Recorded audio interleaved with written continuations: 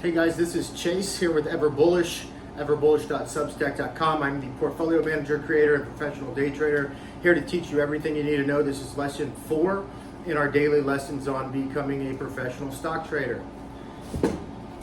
We're here at the style box, right? We already mentioned in the last video, this is what style means. This is how you decide whether you're going to be buying large, medium, or small sized companies, and whether those companies are going to be value-based, growth-based, or blend-based, right?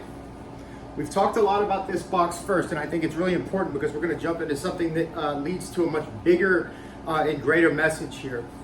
So we already talked about this before. When you see this V, think about V for value, and then go D-I-V-I-D-E-N-D,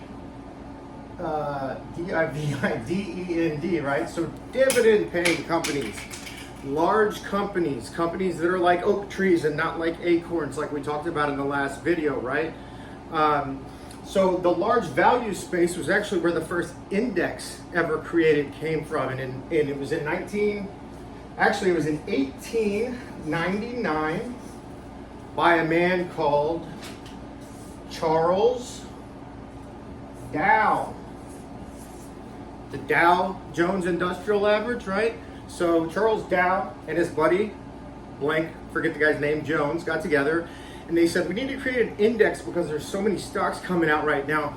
Lord only did they know how many would then be coming out, but at the time, they said, let's pick the 30 biggest stocks by price. It's a price-weighted index. I'm going to say this again. Please write it down at home.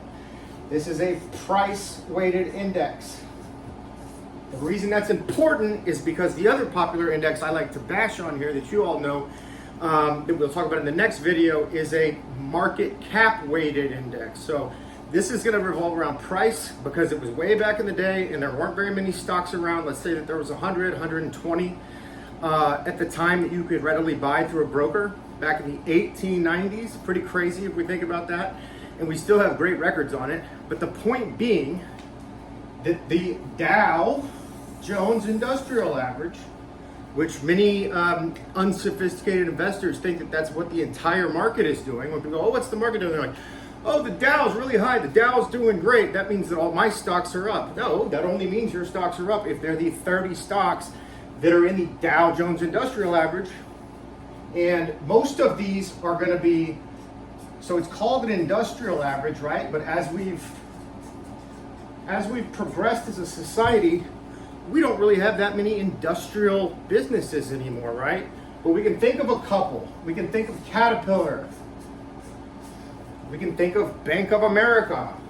So the other thing I was going to put on here, so banks, Visa, for example, is on here.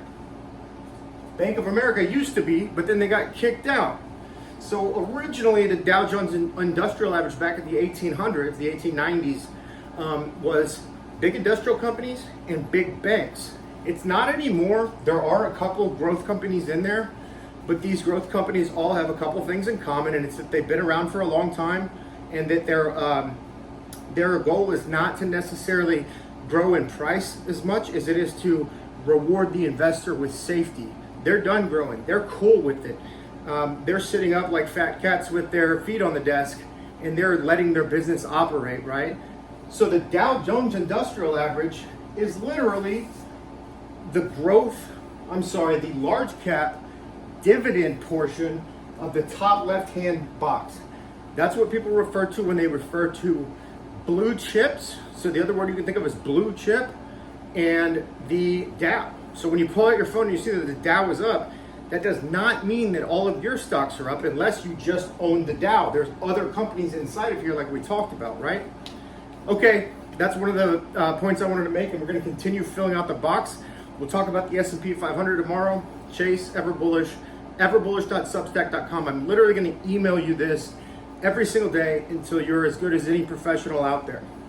I'm also going to have a list of all the companies in the Dow just for fun. So if you're making a box at home, you can all write them down and you can start to begin to understand this all a little bit better.